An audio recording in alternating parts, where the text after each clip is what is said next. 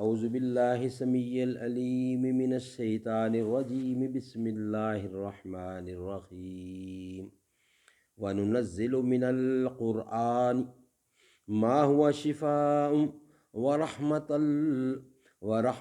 للمؤمنین، اور ہم ایسی چیز یعنی قرآن نازل کرتے ہیں کہ وہ ایمان والوں کے حق میں تو شفا اور رحمت ہے۔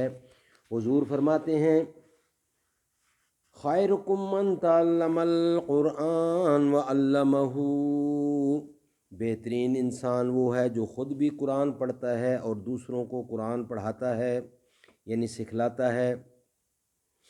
قرآن مجید کی عظمت، قرآن مجید انسانوں کو اندھیروں سے نکال کر روشنی کی طرف لانے والی کتاب، بھٹکے ہوئوں کو سیدھا راستہ دکھانے والی کتاب، قہر مذلت میں پڑے ہوئوں کو اوج ثریا پر پہنچانے والی کتاب، اور اللہ سے بچھڑے ہوئوں کو اللہ سے ملانے والی کتاب ہے۔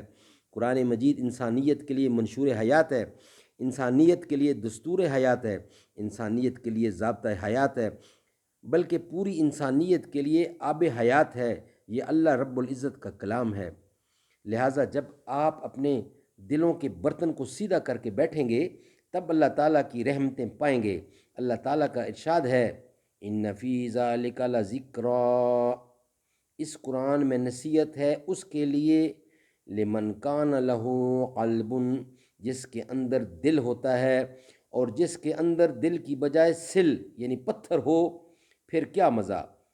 او القسم ہماتن گوش ہو کر بیٹھے، وہوا شہید اور حاضر باش ہو کر بیٹھے، یوں طلبگار بن کر بیٹھے گا تو اللہ رب العزت کی رحمتوں سے اپنا دامن بھر لے گا۔